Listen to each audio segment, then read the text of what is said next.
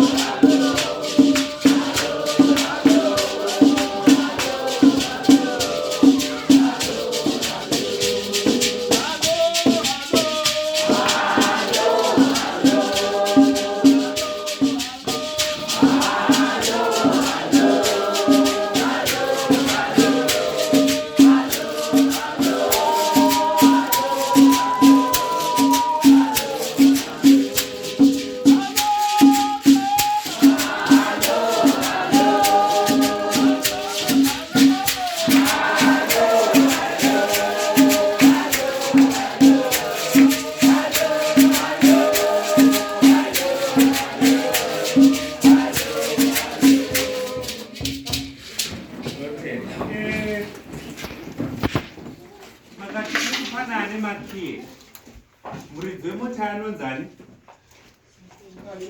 Vachiwatch handiti. Pane umwe here ane makii? President mune makii handiti? ndokumbira munondivhurira dhoo mota iyi nemakizi enyu mubve maistarta handiti ndatokubai mota iyoyo yava yenyu tose totarisawo kanini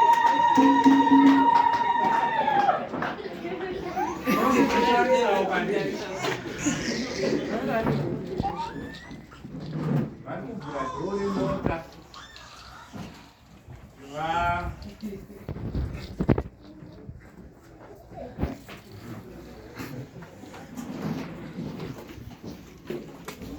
Yaramba. I say remote, I see my Kenya remote, right remote.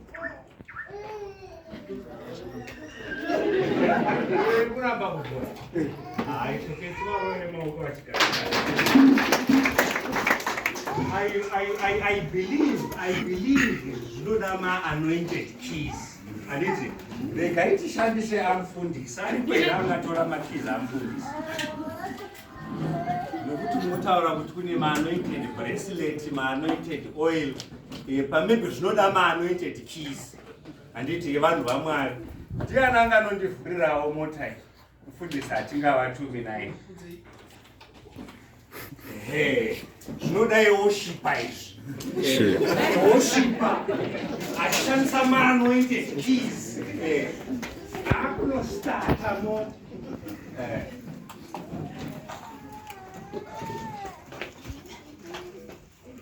Mona here woshipa.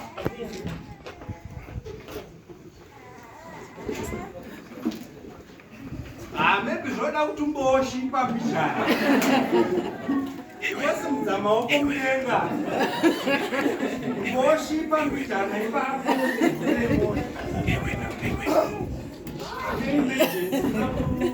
Kumanira mutamu. We're very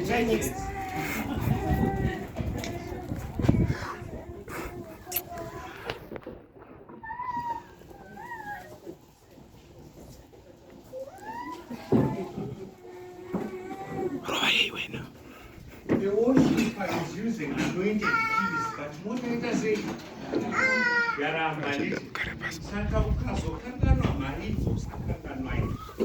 Simple exercise. Maybe chapter 16.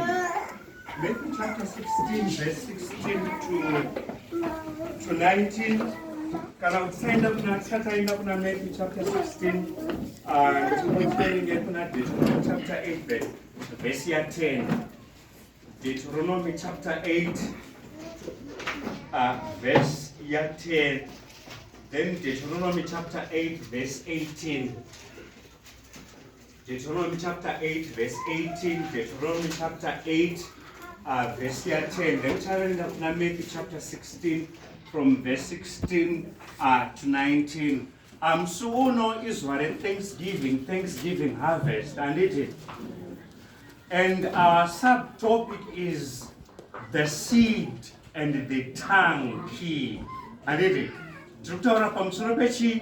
Makie and it makie a seed cannot makie a giving, nemakie a thanksgiving cannot makie a rurimi and it zvinofambidzana ma twins iwaya and it pane vapawana vativerengere Bible rako ripi unorona rangu rakadamuka namba kauranza kuti rinoverengwa riripi Bible rako simudza Bible rako iti ndiri zvinoreva Bible rangu ndiri muTiktok iri nere muFacebook ndoda iri aniti rakadambuka serangu iri iti ndiri zvinoreva Bible rangu varinotaura kuti ndinazvo Notenda, tiverenge mavhesi edu. Deuteronomy chapter 8, verse 18. Asi unofanira kurangarira tenzi Mwari wako, nokuti ndiye anokupa simba rokupfuma. Tenzi anokuitira izvozvo. Unofanira kurangarira tenzi wako nokuti anodini? Anosimba kupa chini? Simba rechini? Saka tinogona kusubstituta pakanzi simba toti makii haditi. Unofanira kurangara tenzi wako nokuti anokupa chinyi? Ekudi kuita sei? Tinotenda. Deuteronomy chapter 8 verse 10. Deuteronomy chapter 8 verse 10.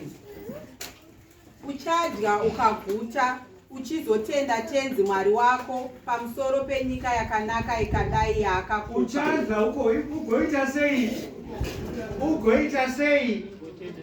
Ugotenda tenzi wako. Matthew chapter 16 verse 16 to 19. Matthew chapter 16 verse 16 to 19.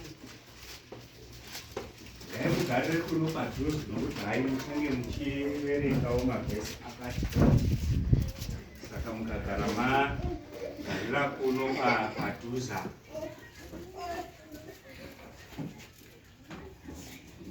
Makachena mauya kuThanksgiving, hai zviroverei maoko. Matthew chapter 16 verse 16 to 19. Ipapo Peter akapindura akati, ndimi Kristu, mwana waMwari mupenyu. Jesu akamupindura akati, wakakomborerwa iwe Simoni, mwana waJona, nokuti haizi nyama neropa zvakakuzivisa izvozvo, asi ndiBaba vangu vari kudenga. Zvino ini ndinoti ndiwe Peter, zvinoreva kuti dombo pandichavakira sangano rangu, masimba orufu haangarikundi. Ndichakupa kii dzoumambo hwokudenga. Ndichakupa chinyi? Kii dzoumambo hwokudenga. Chinhu chipi nechipi chauchasunungura pasi pano, nokudenga chichasunungurwawo. Ipapo Jesu akabva. Tinotenda Mwari varopafadze kuverengwa kweshoko ravo nokuti nderazvokwadi. Amen. Right, taona anointed keys amufundisi achiedza kuzarura motikari nokuistarta zvikaramba. Taona makeys agosa apresident anditi vane title yavo yehupresident, vane title yavo yehugosa kuchechi. He tried to open the door of that car and it failed. Anditi saka zvoreva kuti vanga vachiedza kuzarura emota iyo madoors ayo nekuastarta, they were using the wrong keys. Anditi Jesu anoti abvunza vadzidzi vake kuti anonzi ani. Vanotaura kuti vamwe vanoti uri muprofita, vamwe vanoti uri Elijah, but Jesu anopa a question kuvadzidzi vake kuti imimi munoti ndiri ani. Peter anoti ndiwe Kristu mwanakomana wokumusoro. Jesu Kristu vanoti nyama neropa hazvina kukuzarurira izvi, asi Baba vangu vari kudenga. Ende ndinoti padombo iri ndichavaka kereke yangu, masuo eHadesi hangaikuriri. Pamusoro pazvo ndichakupa makiye. Rangu rechirungu rinoti I'll give you keys, not key. Anditi I'll give you the keys of the kingdom. I'll not give you the key, but I'll give you keys of the kingdom. Anditi chawasunga pano pasi nekudenga chaita sei? Chasungwa. Chawasunungura pano pasi chasunungurwa kudenga. Anditi saka zvazvinoreva ndezvekuti idini newe vatendi, we want access to the kingdom. Anditi ende tichida access mu kingdom mune makeys akawanda. Anditi zvichinda nokuti door raunoda kuzarura nderipi. Kana uchida door healing, maybe you need prayer. Anditi Jesu Kristu akwira nevadzidzi vake pagomo. Anditi Simon Peter nani naJohn. Anditi pakaitika the transfiguration, vanga vari pasi vari kuedza kudzinga mweya wetsvina, vari kuita sei? Vari kutadza. Jesu anoti this kind. Anditi kavapa report baba vemwana kuna Jesu kuti ndakumbira vadzidzi vako vatadza. Anditi Jesu anoti this kind goeth by what? Prayer and what? And fasting. Zvichireva kuti prayer and fasting ine dora inozarura. Anditi and thanksgiving ine dora inoita sei? rainozarura. Anditi, ukada zvinhu zvekubudirira uchishandisa prayer and fasting, it might not work because you are using the wrong what? Keys. Nokuti ku kingdom kune makeys akaita sei akawanda. Anditi, dore kumba kwenyu rinozarura key inozarura pa bedroom, haisiyo key inozarura kitchen. Haisiyo key inozarura dore kunze. Imwe neimwe room ine key yayo. Anditi, imwe neimwe room ine chinyi ine key yayo. Anditi, saka vatendi, they've been praying, vatendi, they've been doing this and that, but denga roti tiri kukunzwa, you are trying to knock. Anditi, you are trying access to the kingdom, but what are you doing? Use the right key. Anditi, zvinhu zvedenga, no matter how much you try, no matter how much you cry, no matter unobuda madzihwa akaita sei, anditi, kana uchishandisa the wrong key hazvishandi. Anditi, it might be the correct key for another door, the correct key for another room, anditi, but not the correct key for your desire, or for your reason yokuda kuita access the heavens, or the reason for you to access the kingdom. And one of the keys that akapiwa se church is the key of the seed, is the key of giving, and the key of thanksgiving. Thanksgiving ne giving zvese zvinoshanda pamwe chete. Matwins. Ariri, ukauya nezvinhu zvamauya nazvo izvi zvakanaka magona, ariri, mauya kuzotenda Mwari. This is the harvest. Ariri, but mukauya mukangogadzika kuchechi semaramira Mwari ashandi. Ariri, mauya nezvinhu zvenyu izvi mazvisa apa, anditi, zvozoshanda nerimwe twini rinonzi thanksgiving. Anditi, tikaverenga kuna Proverbs chapter 18 verse 21. Proverbs 18 verse 21 inoti chii? Mparidzi chapter 18 verse 21. Anditi, ambassador of Christ tatichiri tichitanga, nenchiti tikamboti fambe tovunza kuti tatichii. Tatichii? Apa tatanga.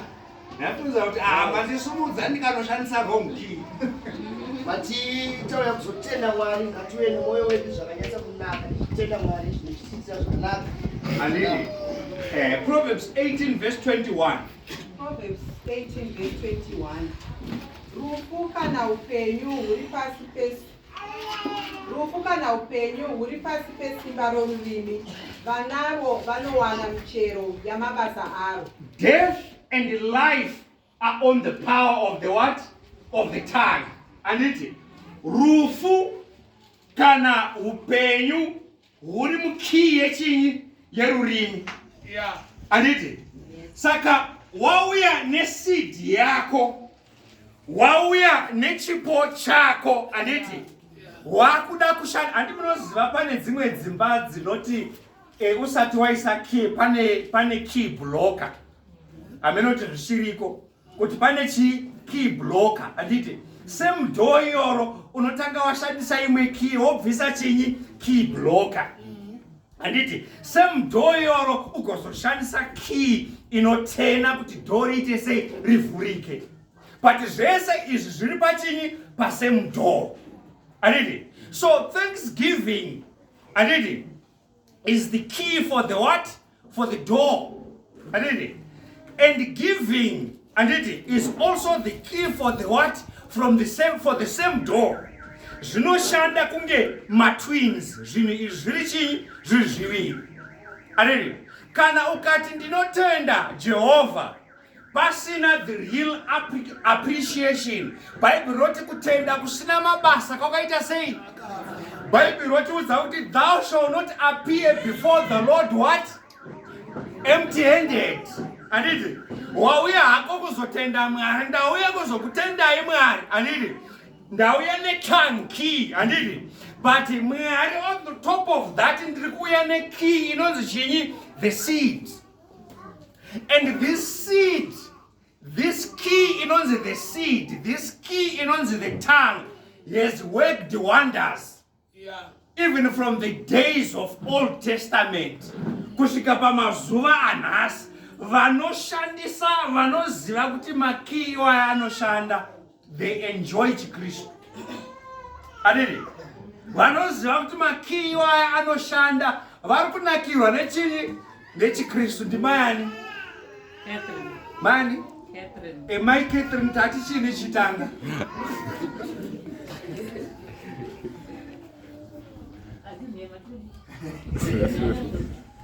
Tati chini chitanga. Chitaura nechinyi? Nezvemakeys. Makeys echinyi?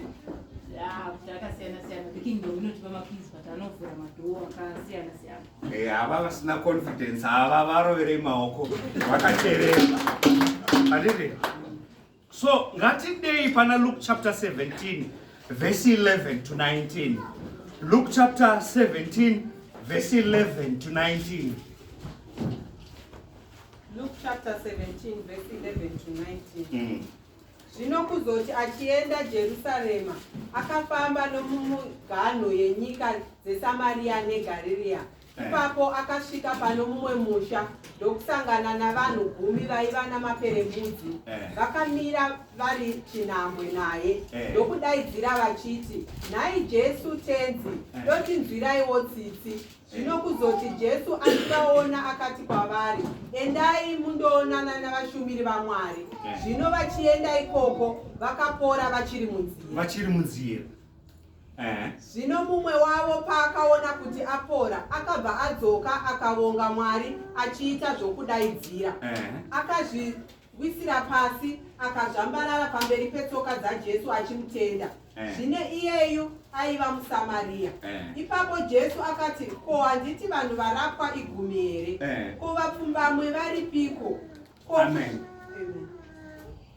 Muri kuiona nyaya yakaitika iyi? It's not a parable. Aniti? Varume vane maperembudzi vangani? 10. Aniti?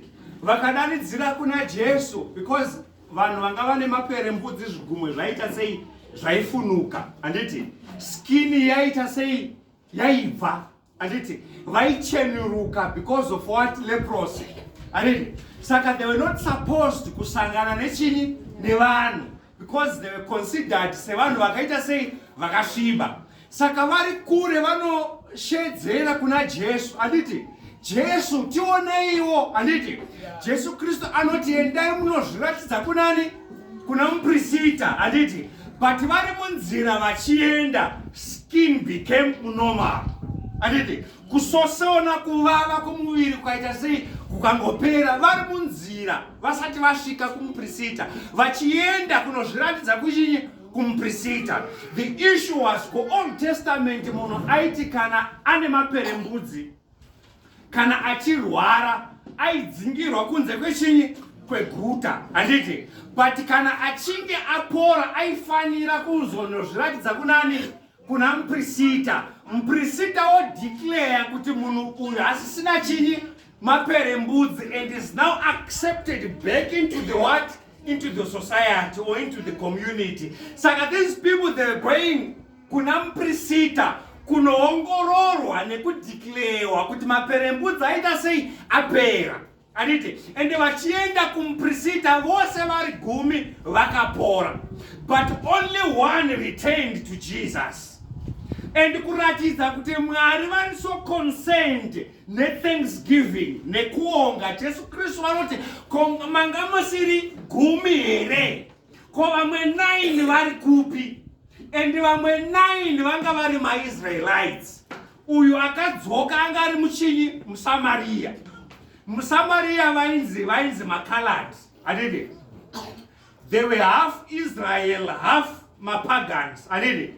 Saka vainzi avasi voho kana kuti vana veimba yekuIsrael. Ukaverenga NIV inoti this foreigner has come back. Mama version anoti this stranger has come back. Saka stranger nema Israelites vakaita 10 vakasanganisiwa neuperembudzi. But ava vana veho avana kudzoka kusotera. But a foreigner comes back to Jesus. And Jesu Kristu anoti kutenda kwako kwakuporesa. Thou has been made what? Whole.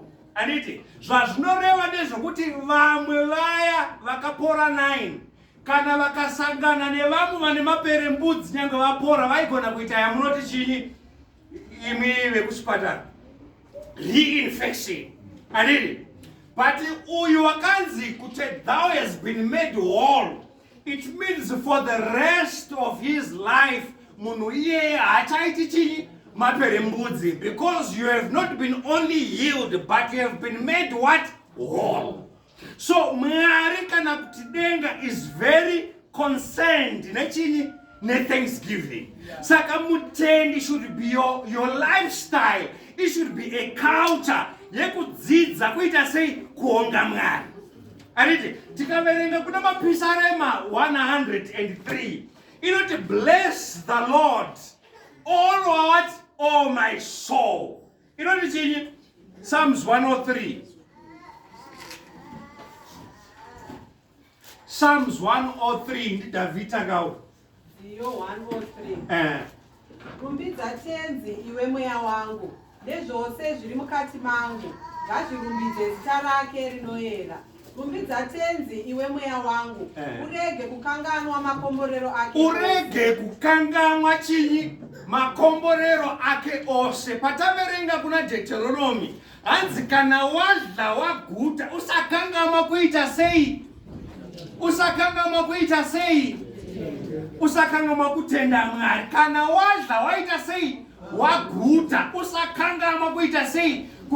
Davida oti wonga Jehovha iwe nezvose zviri mandiri. Ariri, unokuporesa pazvirwere zvako, unokuregerera pachinyi pazvivi zvako. Kudza Jehovha iwe mweya wangu. Saka zvazvinoreva tichikudza Jehovha tauya nezvakanaka zvakadai tatanga moyo. Ndo waresponda iyava outward manifestation yezvinhu zviri kubva mumwoyo. Aniti muri kuti Mwari tinokutendai because isusu tiri muikingdom economy. Aniti inflation yeZimbabwe is more than inflation of Afghanistan. Kune inflation, but we manage to have bread daily. Jehovah tinokutendai. Aniti zvamaita izvi tikaverenga kuOld Testament, vaIsraelite pamazuva ekuonga vaibuda mudzimba dzavo vovaka zvimabhuth anditi nemashizha vogara imomo vachicelebrata kubvisa kwavakaitwa muutapwa naMwari vachienda kuKenani kunyika yechipikirwa. Saka vaizotora zvinhu izvi zvabauya nazvo vachiwevha vachiimba Jehovha makanaka, ngoni dzenyu dzinoita sei? Dzinogara nekusingaperi nemaonyenani ndipe maonyenani. Vachiwevha kuna Jehovha. Izvi zvose izvi tazviti kana vachiwevha zvinhu izvi kunani? Kuna Jehovha. Zvakanga zviri pakalenda yavo. Aditi, and Mwari vaisa thanksgiving mu Old Testament, Mwari vakaisa thanksgiving zvekare even in the New Testament, because it's a key inorespectwa nedenga. Ukashandisa key ye thanksgiving, denga harigoni kuresista that key, because that key inoshanda. It works. Trukunzwanana chechi? Trukunzwanana? Saka inini newe, we need the key of thanksgiving. We need the key of the seed of giving. Izvozvo zvinoita kuti chinamato chedu nechikristu chedu zviite sei? Zvinakidze. Ariri? Ariri? Taverenga tikati kana uchinge wadla waguta usaita sei? Umwe wakadla akaguta. Ngativerengerei kuna Luke chapter 12. chapter 12, from verse 16. Luke chapter 12, verse 16. Luke chapter 12 verse 16. Jesu akavaudza mumwe mufananidzo achiti, munda womumwe munhu mupfumi wakabereka mbesa zhinji. Wakabereka mbesanwa zhinji kwazvo.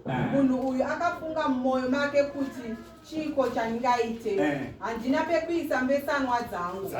Ipapo akati, zvandichaita ndezvizvi, ndichapaza matura angu ndigovaka mamwe akakura. Munozviwa zvadzinoita. Adziti ndichadini, ndichaonga Jehovha ndigomurumbidza nekunaka kwake nemwe dziri kutaura zvekupaza matura. Hanzi ndigotiti chii? Ndimo ndichatutira mbesanwa dzangu. Ndigotutira, ndigostoka wena nedzimwe nhumbi dzangu. Zvino ini ndichafunga mumwoyo mangu. Ndichafunga mumwoyo mangu kuti ndine rombo kwete kuonga Jehovha. Ndine chini? Ndine rombo rakanaka. Ini ndine rombo rakanaka ini.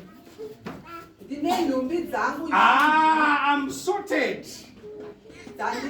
Dzandichashandisa kwamakore. Rechirungu runoti life will be easy. Let me rest. Let me be at ease. Ndichavaka mazituru ende ndigotutira, ndigoti kumwoyo wangu zorora. Enda pamutevelepe, zorora, vata, relax. But izwi rakadini? Rakauya kudenga richiti mweya wako nhasi. Nhasi. Adini? Mweya wako unoita it's okay. Mweya wako unodiwa nhasi kudenga. Adini? Parameshokuti ati zvino ndawana makey ekuita access the kingdom. Ndichati mweya wangu vata ukangamwe nhamo dzako. Anditi uzorore. Une rombo rakanaka iwe. Andi hauna rombo rakanaka iwe. Haurarami nerombo, unorarama nenyasha. Adini? Zimbabwe ine minzwa yakadai kuti umupfeke suti wamabhungu enyasha. Adini? For you to be able kuisa fuel mota mako uchiuya pano. Adini? It's grace. Adini? For you to be able, nyange uri loja, kubhadhara rent yemayusa kwete yemaziga. Hapana landlord unoda maziga. Adini? You are paying rent. Iyo yaunobhadhara uri loja usati wava nemba. It's grace. Wazvitendegwa iwe. Adini? Remember thy God, because it is He that gives you power to get wealth.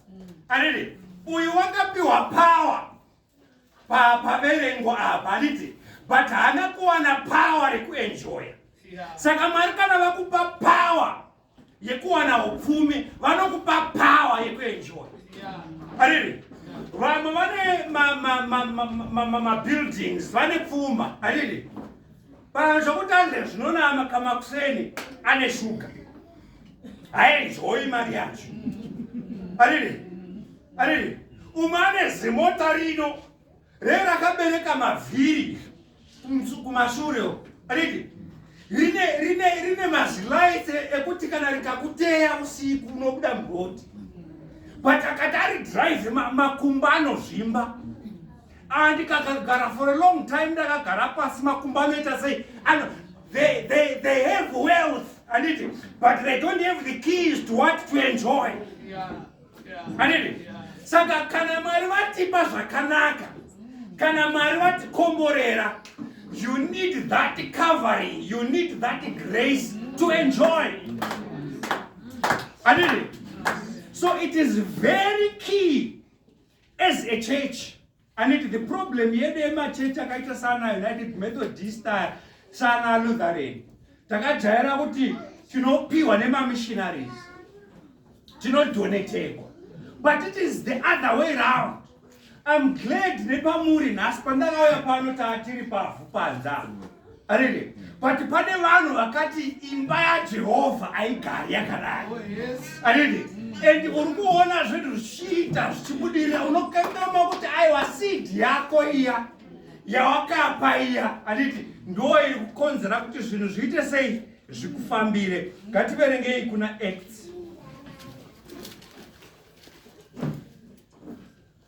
Tinoti tiverenge kuna Acts chapter regai titange ne9 tigoenda pa Acts chapter 10. Ngativerenge mutatarisa machapters iwaya ari kuteverana nenhau dzegiving. Acts chapter 9 it's giving. Acts chapter 10 is giving. Mabasa apostori chapter 9 verse 36. Chapter 9 verse 36. Zvino paJopa pakanga pano mukadzi aitenda shoko raJesu ainzi Tabhita. PaJopa. Tabhita paJopa. MuchiGiriki zita iri rinonzi Dhokasi. Zvinoreva kuti mhembwe. Iye akanga akashinga kwazvo pakuita mabasa akanaka nokubatsira varombo. Aita chinyi? Mabasa akadini? Nokuita sei? Kwete kunyengeterera varombo. Kubatsira varombo. Kwete kunyengeterera. Kuita sei? Kupachi kwete kunyengetera.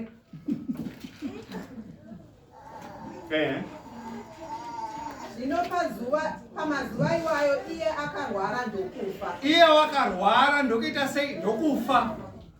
Vakati vamugeza vakamuisa muimba yapamusoro. Vakati vamugeza zvino munhu asati abikwa unoita sei? Unogezesewa nini?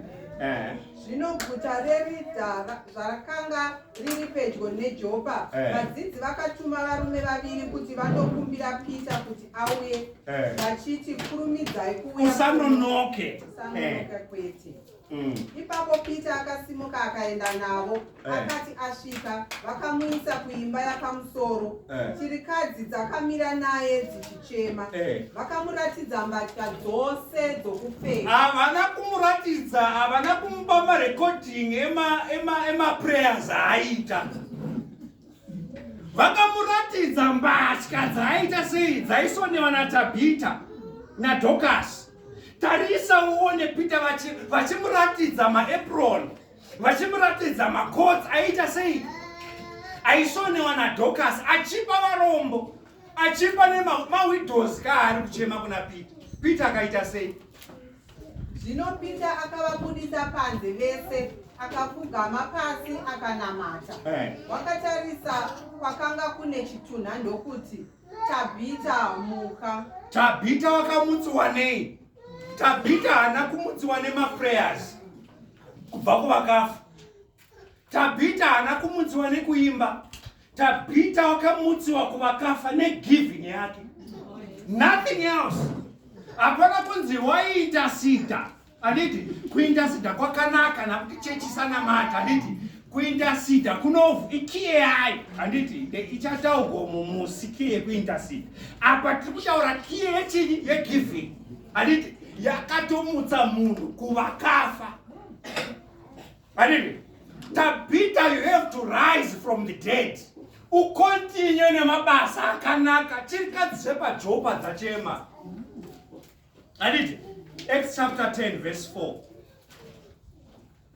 Hadi munaona chapter 9 igiving. Anditi yamutsani, yamutsa Dhokasi, yamutsa Tabhita. Toenda pa chapter 10. Cornelius akatarira mutumwa uya achitya. Ndokuti kwaari, chiiko tenzi? Mutumwa uya ndokuti, munamato wako nezvipo zvako. Munamato, kwete munamato nechinyi? Nezvipo zvako zvasvika pakuita sei? Zvasvika kuna Mwari zvikaita sei? Zvikarangarikwa. Anditi saka God does not only remember my prayers. No. Kana dei Mwari vairangarira maprayers, Bible ari-exaggerate. Isu tisino exaggerate vanhu. Anditi the Bible is not a fact, it is the what? The word, it is the truth. Anditi Bible rati thy prayers and thy alms have come as a memorial before God. Ionorangarikwa nei nekunyima kare. Unorangarira nechi?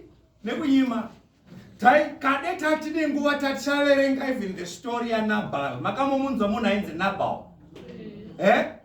akane mukadzi ainzani Abigail. Anditi patime yehondo vana Dhavhidha vachifamba havana kutora zvipfuwo zvake. Anditi vaitoprotecta chinyi zvipfuwo zvake. Ndobva vakumbira something kuna Nabal akaramba. Anditi but vakazonzwa iye Nabal mudzimai wakanonzi Abigail akazopa Dhavhidha something. Anditi chipo.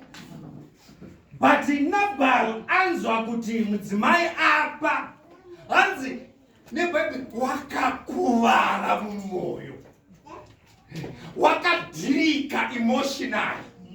Nekuti munhu ane zvuru zvezvinhu kudhirika mumwoyo kunzwa kuti mudzimai wangu wapirei vana Dhavhidha.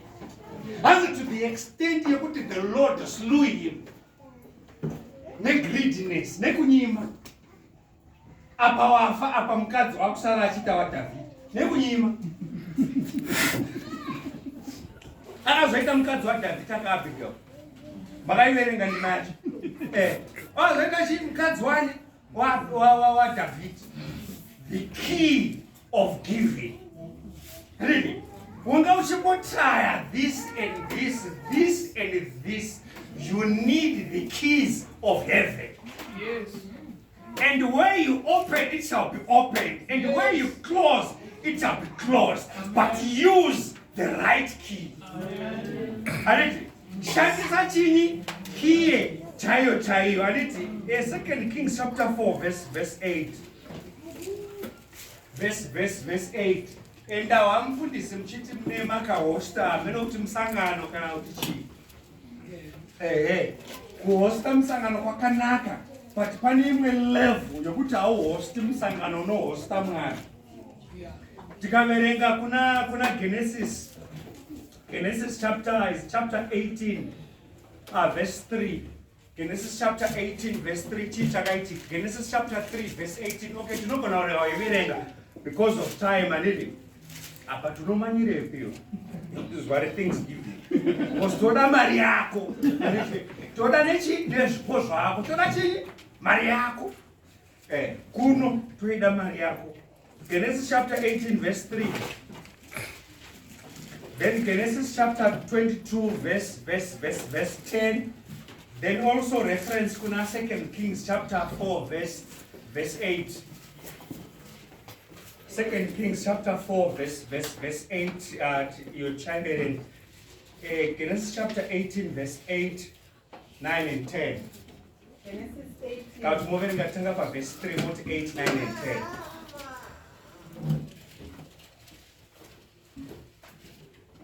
Genesis chapter 18 verse 3.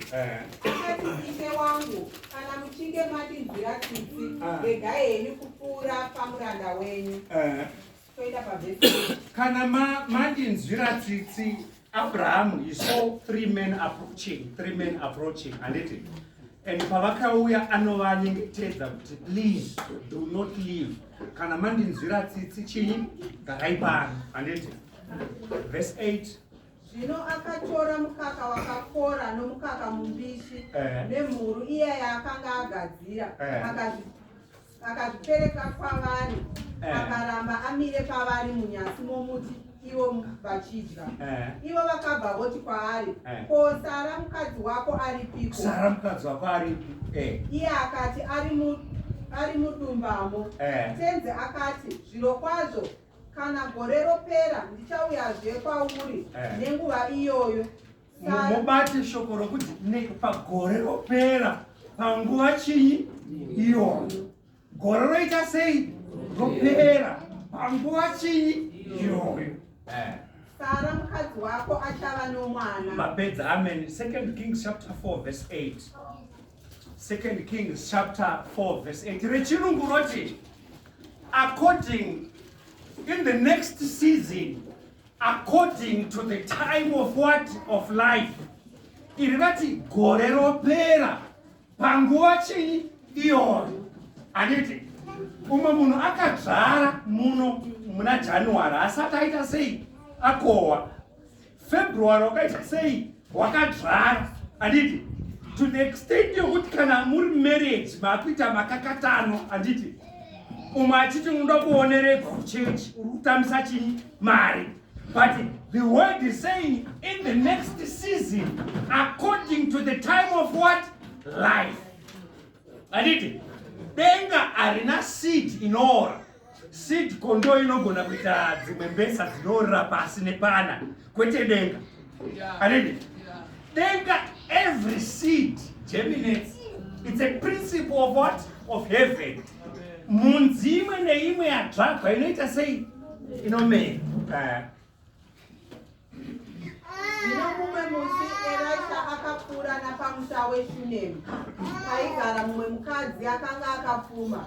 Mukadzi uyu akakurudzira Elisha kuti adye zvokudya. Zvino nguva dzose kana Elisha achipfuura napo, aitsaukirawo kumbondodya zvokudya.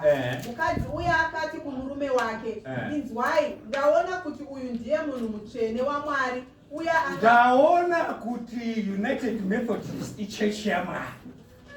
Ndaona kuti ivhu iri rakaita sei ivhu raMwari. Harisi reSitco, harisi reState, but ivhu rani raMwari. Anogara kupfuura pano pedu. Tadini kuvaka kamba kaduku pamusoro pedenga remba yedu kakakomberedzwa norusvingo. Tigomisira mubhedha wake imomo netafura rake nechigaro chake nomwenje imomo kuitira kuti nguva ipi neipi yaanenge auya azopinda imomo. Zvino rimwe zuva Elisha akasvikapo akapinda muimba iyoyo akandovatamo. Akati kumuranda wake Gehazi, "Daidza mukadzi uya muShunemu." Nekuda kwekuita kwemudzimai uyu weShunemu, iShunammite women, muprofita waMwari wakamuita Samuel, wakamudana kuti naiwe yakuru. Kuzoti amudaidza, iye akauya akamira pameso pake. Elisha akati kuna Gehazi, "Zvino chitaura naye uchiti, nhai vedu wee, onai kama makatichengeta zvakanaka kwazvo. Ko zvino chini chatingakuitiraiwo? Munoda kuti tikurevererei kuna mambo here?" Chiregai matopedza. Handiti mudzimai muShunammite maiverenga nyaya. Handiti akaprepare a room for the prophet nemuranda wake kuti kana vachidarika ipapo vawane pekuita sei pekuzorora. Handiti to the extent yekuti muprofita waMwari anodana mudzimai woti makatichengeta, chii chaunoda kuti uitirwe?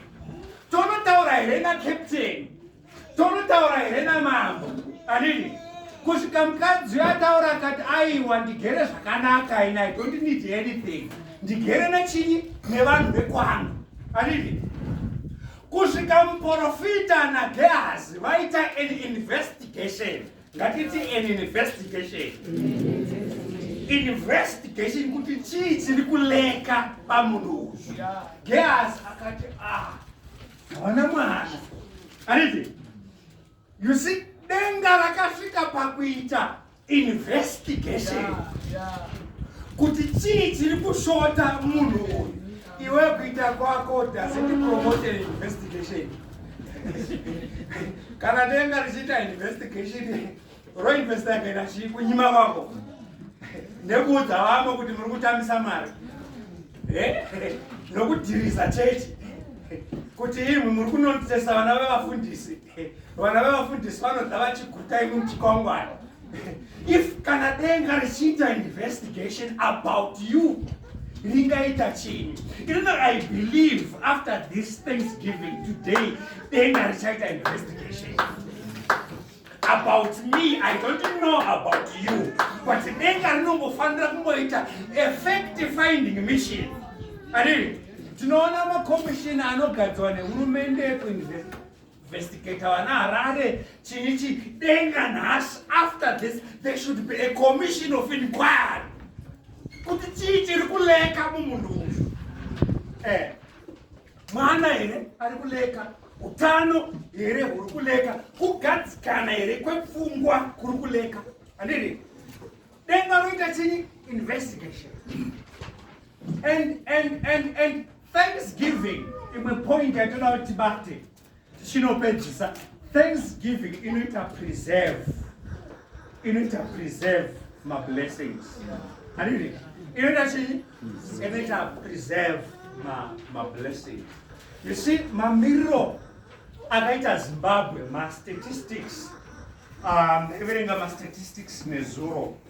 Arikuratidza kuti varume vazhinji vari kuzvisungirira because of financial situation.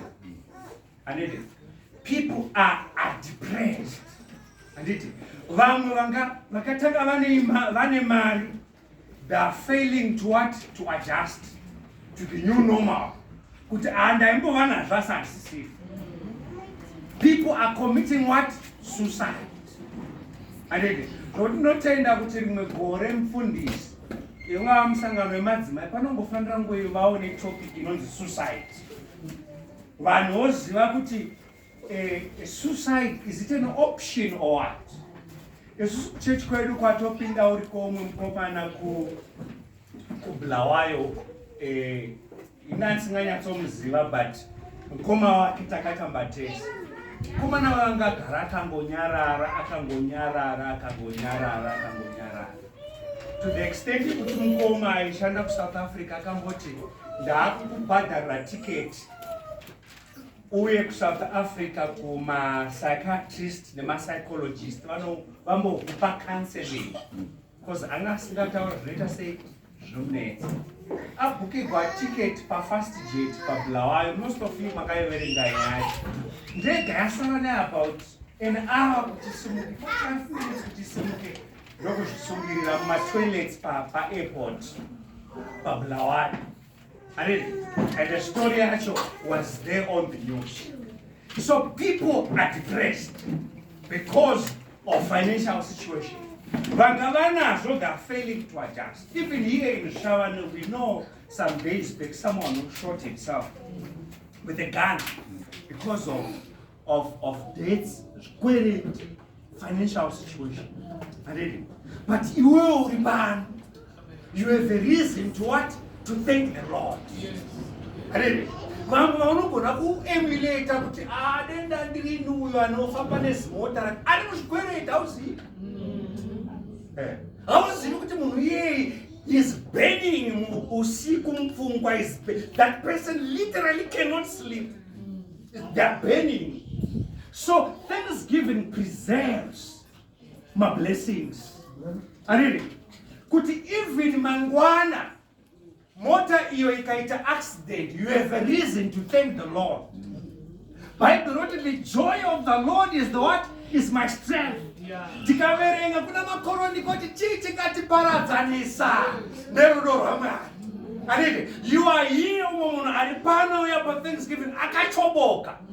But auya ku Thanksgiving because ari kuti chii chingatiparadzanisa nerudo rwaMwari. I might be wakachoboka today, I might be penniless today, but I have a reason to thank the Lord. Because when we thank the Lord, we don't thank the Lord because we have. We just thank the Lord because it is in us to thank the Lord. Zvirimatiri kuonga ani, kuonga Mwari. Vamwe venyu makaita makore musina vana, but you are here. Vamwe venyu you are HIV positive for many years. Vamwe vari kufa nemakensa. Iyoyo panotokupera kuti upere. You are actually growing bigger and better. You are shining, but you are sick. You have a reason to thank the Lord. David out, I will not die, but live and see the goodness of the Lord in the land of the living. Hallelujah. Tinativerenga mavhesi 2 ekupedzisira. Tobva tanonamata. Pataverenga kuna Genesis taona Abraham achihosta Mwari handiti. Taona mushure mind kuna 2 Kings achita sei achihosta Mwari handiti. Achita take care to the kingdom of God. And the important point, Buddha Pataverenga, if you take care of God's business, God will take care of your business. And it is a very important point here.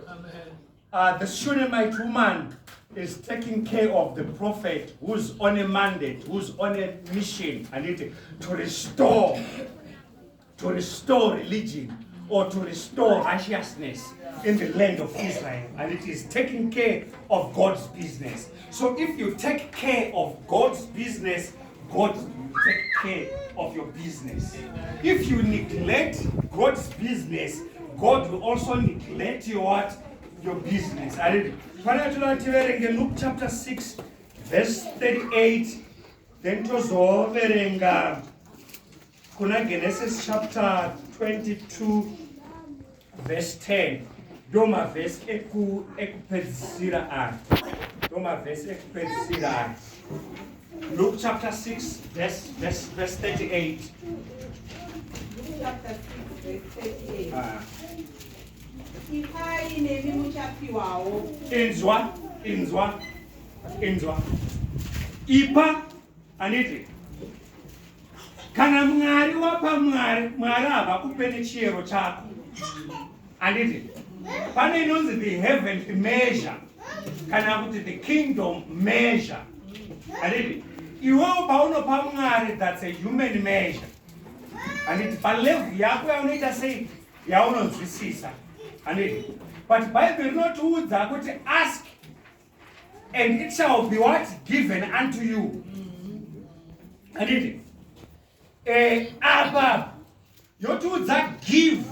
Toda kuti tibate kuti kangani nemuwo muchaita sei muchapiwa number 1. Wapa uchaita sei number 1 uchapiwa number 2 muchapiwa chiereso maoko enyu uchapiwa chiereso chakaita sei chakanaka.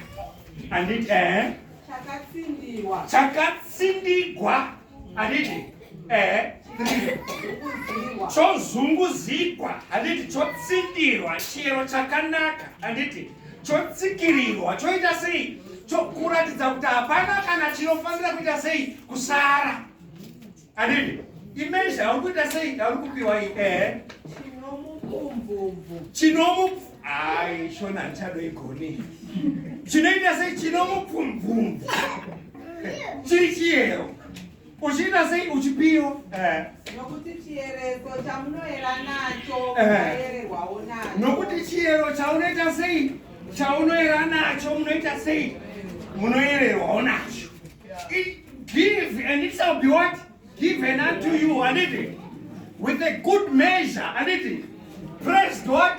Down, shaken what? Together, and why does say what? Saka kile iyekupai kana ye thanksgiving aishandisa inokupa shaken together, inokupa running over, and inokupa what? A good measure, ikiye yoy. Paunongo vura, and Loba right say. Loba right, Kamala Kayoti, Day, Kanamsi, and took the rest of my key. Chindivering Malaka, you know, for a quiz. Ariperano is your Malaka. And see if I will not open the windows of heaven. So I would never open my window. Wow, this is 2,000 doors. So there are doors and what? Is Malachi chapter 3, Malachi. You know the Malachi chapter 3, verse 7 to 11. Kids, hey, on. So Thanksgiving together morning kana ndisingazaruri mawindo ekudenga. The windows have been closed for you because you are using the right key. The wrong key. Use the what? The right key. Shandisa key. Inoshanda key. Malachi chapter 3, verse 10. Uyaine chegumi chenyu chakakwana kuimba yaMwari kuitira kuti kuve nezvokudya zvakawanda ikoko. Ndiye zvei munozoona kuti ndinokuzarurirai mawindo ekudenga ndichikururira pamuri mhando nemhando yezvinhu zvizhinji zvakanaka. Mhando nechii? Nemhando yezvinhu zvizhinji zvakaita sei zvakanaka. Anditi ndiye iri kutaura chegumi. Anditi but yataverenga kuna Luke chapter 6 iri kutaura pamusoro pekungopanya. It's talking about what? Giving. Yotaura about what? Chegumi. Handiti ndiedzei muite semuoni. Saka iwe mutendi, in short, paunopa handiti pane chegumi chaunongopawo every month or every week. Zvaunoita sei zvaunowana. Handiti pane yauno yatinoti harvest iyi. Togona kuiti maybe with the first fruit. Une huku dzako 100. Handiti hadzina kufa, but uri kuti pahuku dzangu idzi Mwari ndinokutendai mandiyambudza ndiri kubvisa 2 ndoya nadzo kuchechi. You are celebrating the harvest. Handiti it can be the harvest or the first fruit. Tikunzwa. And besides the harvest and the first fruit nechegumi, pane atinoti free will offering. Handiti hapana harvest yauri ku-celebrate. Handiti hachisi chegumi, but it's a free will offering. You are saying kuti inini zvethanksgiving zviri mandiri, it's in my DNA. Handiti zviri mandiri, saka ndiri kuonga Mwari nezvaandimiriri kalenda yekuti nhasi Thanksgiving Day. Ndiri kungoonga Mwari nokuti zvichii zviri mandiri. Church, I'm telling you, the last quarter of 2024 will be awesome. If we use this key, Mwari vanotitira zvakanaka. Handiti arikaindikupei yekupedzisira. Handiti Luke chapter, Acts chapter 12. Acts chapter 12. Yekupedzisira. Right, Ndlovu. But it's for our good. Luke chapter 12, verse 10. Acts chapter 12, Verse 10. Zvino kuzoti vakura varindi vokutanga nevechipiri vakazosvika pazambara rokutare paipinda napo vanhu muguta. Zambara iroro rakangovazarukira roga, vakabva vabuda vakadzika nomugwagwa mutumwa uya. These are vadzidzi vaJesu. Vadzidzi vaJesu, the apostles, vanga vari muprison. Handiti hanzi neshoko raMwari pavakaita past the first quarter, the second quarter, they came to the iron gate. The iron gate, it gate ranga rakasimba riri gate rekupedzisira rekupinda muguta. But when they approached this gate iri iron gate, nekuoma kwaro, nekusindimara kwaro, handiti nekukiwa kwaro, rakaita open on accord. Vakapinda pai muguta. What are we saying? We're saying kuti pa Thanksgiving, every iron gate before you has to open. Muguta ndo mune mutato. Handiti muguta ndiye mune mabasa. Handiti muguta ndo mune maembassy anopa mavisa ekuenda kunze kwenyika. Muguta umo ndo mune mufaro. Handiti muguta umo ndo mune chinyi, mune zvakanaka. So the iron gate has to what? To open. And the iron gate redu nas has to open because of prayer, but because of the key of what? Thanksgiving. We're giving the Lord and tiri kuonga Mwari nemiromo yedu. Tavhita kuti I render, tinokupai macows, tinokupai mhuru dzemiromo yedu.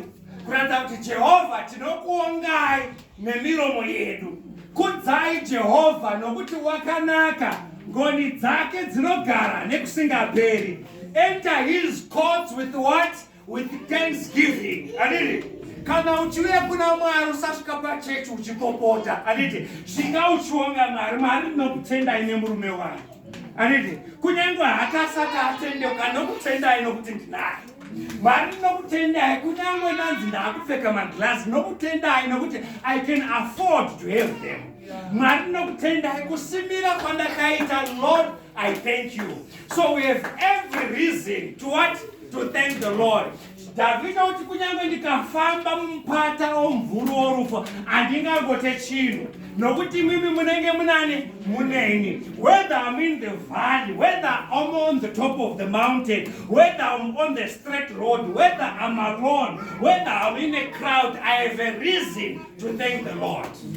Ndine chikonzero chekutenda Mwari. Aniti, so yangamba muchimba hymn 22:33 yataimba panapa hanzi zvikomborero zvaMwari zvinonakidza. Aniti, zvakanaka chose zvinozivisa mapenzi. Aniti, zvikomborero zvaMwari tinazvo. Hapana asina. Zvikomborero zvaMwari zvakaita sei tinazvo. Hapana aita sei asina. Aniti, tichipedzisa, we want to do the last exercise as we close. Nombra mutiverengere kuna Genesis chapter is it chapter 22 verse ya 10. Genesis 22 Genesis chapter 22 verse 10. We're now doing antakashita theory. We're doing theory, and practice, and I want you to listen very carefully. Denga rinoshanda nema instructions. Instruction yawapiwa nhasi handiyo instruction yaunopiwa mangwana. Jesu Kristu paanotanga kusangana nevadzidzi vake, vaedza kubata hove usiku hwese, hanzi neshoko raMwari, they caught nothing. But Jesu Kristu anoti chii kwavari? Cast your nets into the what? Into the what? Into the deep for a what? For a catch. And they cast their nets into the what? Into the deep. But Jesu Kristu anodzoka zvekare, aroverwa pamuchinjikwa after the resurrection. Hanzi neshoko raMwari vana Peter vakadzokera kunoita sei? Kunoredza. Umanga asina kutopfeka chinyi shirt. Anditi, Jesu Kristu anovawana vachiredza. Anditi, anovabvunza kuti, do you have any bread? Anditi, and neshoko raMwari rinotiudza kuti that eventful night again they caught nothing. Jesu Kristu paanouya kwavari achivapa instruction, Peter haana kuti tinoziva zvavakatiudza paya, taakuenda into the deep. But this time the instruction has changed. Jesu Kristu anoti cast your nets onto the right side. Not the deep this time. This time is the what? Is the right side. So let's listen and toshanda nedenga pama instruction anenge achipiwa nedenga. Iri shoko kana rakanyogwa iri rinonzi logos. Kana rotaurwa ronzi the rema. Ya rema, it is the what? The spoken word. So if it is written like this, it is the what? The logos. But kana toidzura Genesis toiunza muupenyu hwedu ya the rema. The spoken word. Genesis chapter 22 verse 10. Zvino Abrahama akatambanudza ruoko rwake akatora banga kuti abaye mwanakomana wake. Ipapo mutumwa watenzi akadaidzira kwaari ari kudenga akati, akadanidzira Abrahama, Abrahama. Iye akati, ndiri pano. Akati, usatambanudza ruoko rwako kumwana. Please stop, Abraham. Please stop. Kana kuita chimwe chinhu kwaari. Nokuti zvino ndinoziva kuti rangu rechirungu roti for now I know.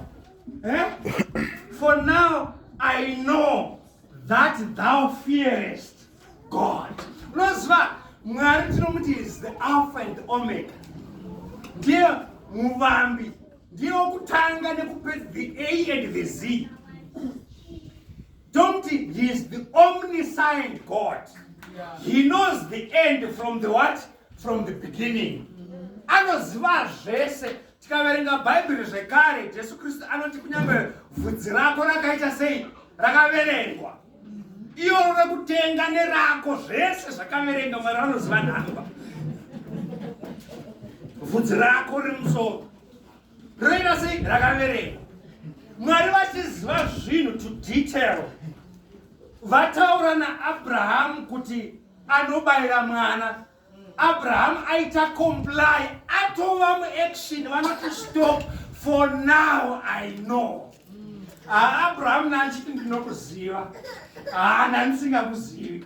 But iko zvino I know. Hallelujah. Hallelujah. As we use the keys of heaven, from today, Mwari ngavati kuna maichocha, now I know. Kuti unondida. Now I know kuti unonditya. Mairu. Mwadenga ngariti Michael, now I know that you love the heavens. Nezvawaita izvi. Now I what? I know. And this was a time achinobayira Isaac kugomo reMoria. Akasiya vadzidzi vake uko. Anditi ndokutora Isaac ndokuenda naye. Anditi as a type of the sacrifice of Christ on the what? On the cross. Anditi. And denga rikati no. Izvi zvinoitwa nedenga chete, not you. For God so loved the world. Wakuda kusvika palevel yedu Abraham. Aiwe mira iwe. Tichazoita naJesu, but iwewe nezvawaita izvi, you are going to be a father of many nations. Because now we know. Hallelujah. Hallelujah. Mwari ngavakutembe mhaniwe. Mwari ngavavimbe newe. Kuti kana chechi chikamina paya, Mwari vanoti ngaikamine hayo. I know I have someone there who will stand with the church. For now, I know. Take a small piece of paper. Thank you so much. Take out a small piece of paper.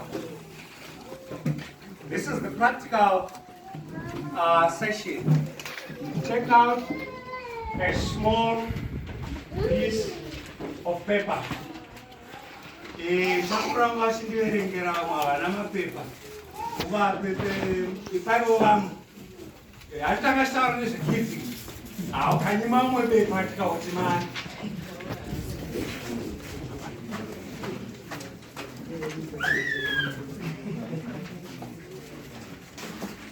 A small piece of paper. A small piece of paper. If I own my paper, I'm not sure if I'm going to have a paper. I know you love your dad so much, but for the sake of the kingdom, I will down brown.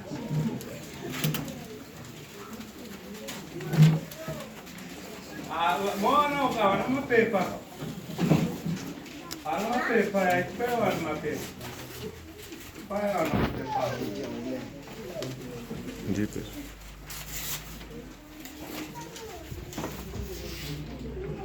I didn't know. I don't know. But read this video. I name. Namang. Right. Nas even with Abraham. How to unyore patch paper icho kuti. Ameno kana uchida kunyora nechiro mudiwe. Ka uchida kunyora nechishona ndiwe. Ndokumbira kuti unyore pachipepa ichocho kuti Isaac wangu kana kuti my Isaac. Kuti unyore kuti Isaac wangu. Right? Unyore kuti my Isaac kana kuti Isaac wangu. You see? Mauya nezvinhu zvakanaka izvi. Thank you so much because mauya nezvinhu zvakanaka izvi. Cabbage, nzimbe as Thanksgiving harvest. Anditi. Iyoyo harvest, iyoyo ndiyanhasi. Anditi. But I'm going to collect a special offering. Inonzi Isaac wangu. Nasi Muswani. 28 July. Ndoda kuti Isaac wako auchanyora. Within the next 30 days ange auye. Which is 28 what? August. Isaac wako angaite sei? Ange auya kuno church. Anditi. But Thanksgiving yanhasi. Usaita sa, handida kuudza nezvema instruction. But Thanksgiving yanhasi wataura kuti uri kupa mari $100. Iyo $100 haiwi. Haiwi 20 yanhasi iyo yataura naMwari mukaurirana. Iri kuuya chinyi? Nhasi. Anditi. Uyu Isaac wedu ari kuuya within the next what? 30 days. Kuda uchakwanisa kuuya naye next Sunday kana kuti musi wa 28 August. Ndiye Isaac wako ndokiya aniti wauri kuregedzera pavhu rekuchurch nhasi. Isaac iye. Saka Isaac uyu maybe it's something chinobatika or it's money. Ndida kuti uone nguva chawana nguva yekunyengetera. Mwari wotaura newe kuti Isaac wako kana iri mari imari. Kana chiri chinhu chaunoda kupa chinhu chakaita sei or both cash and what kind. Anditi. Ari Isaac wako. Within the next 30 days Isaac oya kuchurch. Handitataura nezvemakey. Ndikupai key iyoyo. Right, this is not the first time for me to do this. Kwandinopinda kuLutheran kune Zvishavane North neZvishavane South. Anditi. Ini ndiri kutown. Anditi kuti tinomati maparish. Anditi. Ndokwandopindira ikoko. Saka ndakakokwa kune parish yekumandava.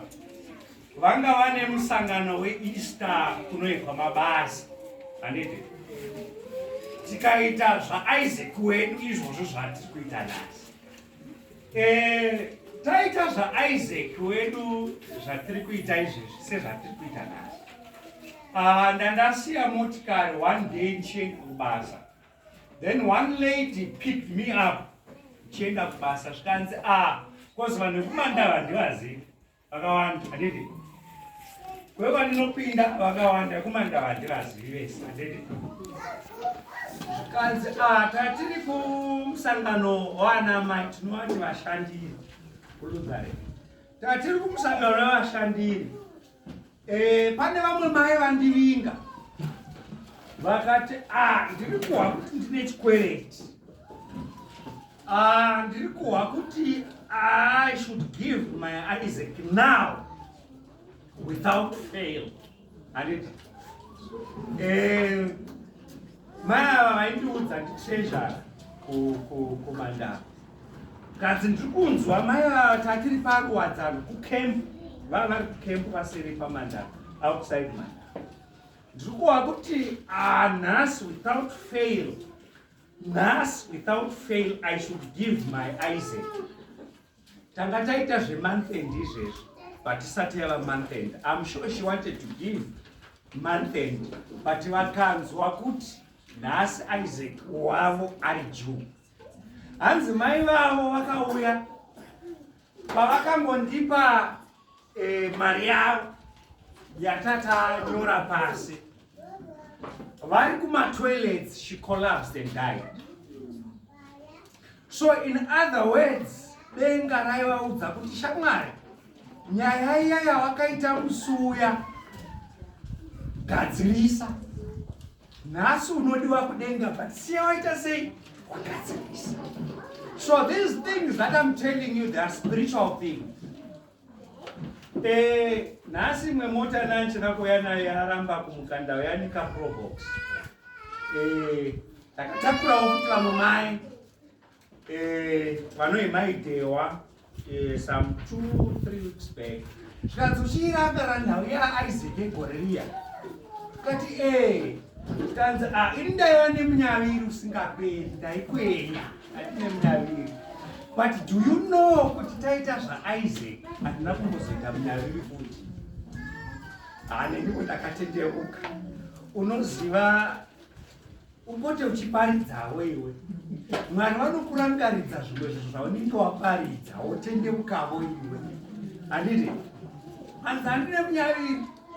But patakaita zvaIsaac munyaviri wakaita sei? Wakabvira. Handiti? Vasikana muri muno mukomana anoita sokuti wakukuroora to the extent yokuti you become excited vorara naye hachadi. You try that one again, excitement, momentum.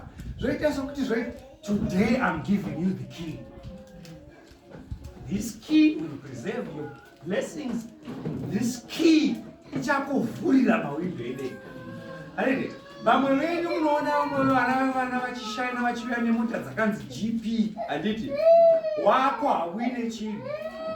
Handiti? You believe you are case.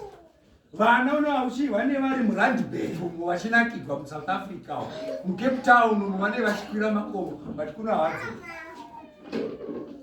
Ndakatakura umwe mukorokoza ndichinda kumusha.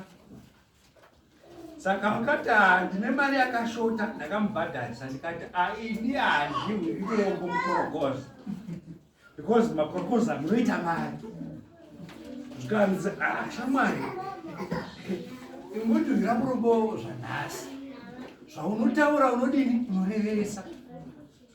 Mwedzi mitatu iyo ndakarova 7,000. But ndakapedza yose kuti ndakaenda kumusha ndichingorine huku yechibhoyi pa7,000. Ndokuenda kumusha nechi akabata huku yechibhoyi 1. Kwete 7,000 Z, 7,000 US. And these things, munhu nyangwe pane paripo iko zvino mutaura zvinawe zverehabilitation madrugs.